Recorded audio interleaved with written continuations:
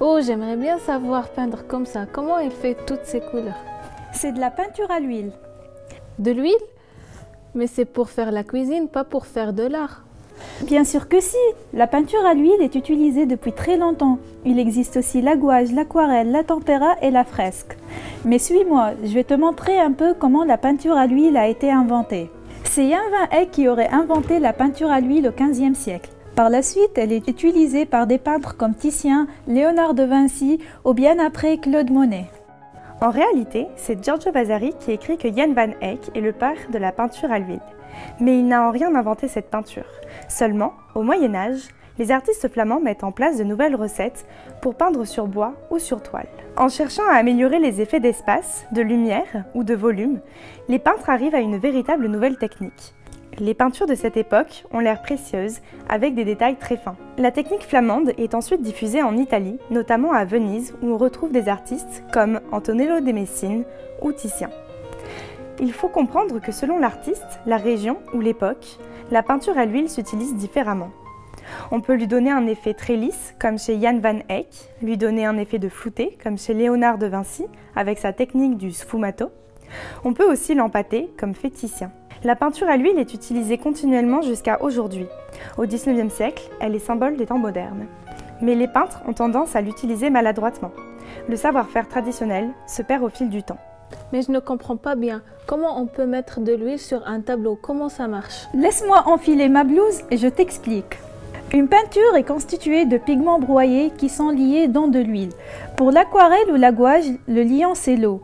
Pour la peinture à l'huile, on peut utiliser de l'huile de lin ou d'oyette par exemple, car il faut une huile cicative, c'est-à-dire qu'elle durcit au contact de l'air, en passant d'un état liquide visqueux à un état solide. Certaines huiles, comme l'huile d'olive, n'ont pas cette propriété cicative. Les molécules qui constituent les huiles sont appelées les triglycérides. Ce sont des chaînes carbonées avec assemblage de 3 acides gras. Les doubles liaisons réagissent avec l'air. C'est cette réaction avec l'air que l'huile durcit, c'est la cicativation. Cette solidification peut être améliorée avec un cicatif complémentaire. Comme le séchage de l'huile est très long, il faut attendre des mois voire un an avant de poser son vernis. Les peintres utilisent des produits cicatifs complémentaires. Chaque artiste donne la texture qu'il veut à son mélange pour avoir différents effets. Le souci du peintre, c'est le résultat final de la couche picturale.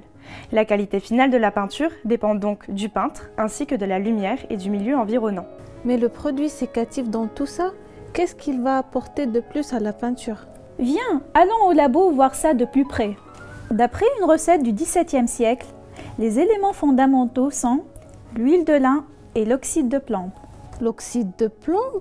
Oui, ce produit est dangereux, mais rassure-toi, une fois mélangé avec de l'huile, les risques deviennent limités car le plomb est emprisonné dans l'huile. Il s'agit donc de notre produit cicatif. En effet, on utilise de l'oxyde de plomb naturel, la litharge, aussi appelée PBO.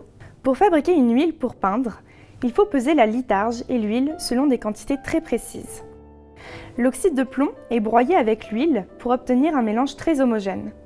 Les peintres faisaient eux-mêmes leurs recettes, leurs mélanges selon leurs désirs. On a longtemps eu recours à de l'huile cuite. Elle permet d'avoir une peinture plus brillante et sans trace de pinceau. Dans cette recette, il faut cuire l'huile pendant 2 heures à 150 degrés en agitant continuellement.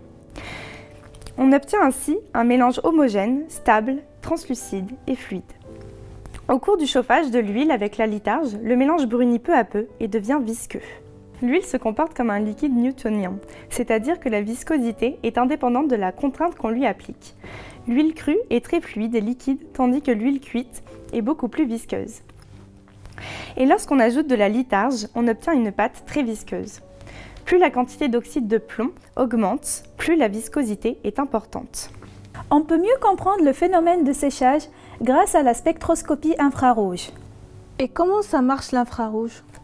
L'infrarouge, c'est la méthode la plus utilisée en laboratoire. Il faut appliquer de l'huile sous forme de film pour qu'un rayonnement infrarouge traverse l'échantillon. Ce rayonnement fait vibrer les liens chimiques entre les atomes de l'échantillon. On obtient une bande d'absorption où on peut lire chacune des liaisons. On obtient donc des informations sur la structure. En faisant plusieurs mesures sur un échantillon au cours du séchage, on peut observer l'évolution des spectres et évaluer la vitesse de séchage des films d'huile. Grâce au spectre, on peut voir qu'en absence de litarge, l'huile cuite durcit très lentement, alors qu'avec seulement 1% de PBO, l'huile durcit bien plus rapidement. Par contre, avec 20% de PBO, ce phénomène est encore plus rapide. Le film a durci au bout de 24 heures seulement. En plus d'accélérer le séchage, les cicatifs réagissent avec l'huile pour former les bandes caractéristiques des savons de plomb au bout de 5 heures. Ces savons de plomb sont une des nombreuses causes d'altération observées sur les œuvres. Ah, c'est donc à cause des produits sécatifs que les peintures s'abîment?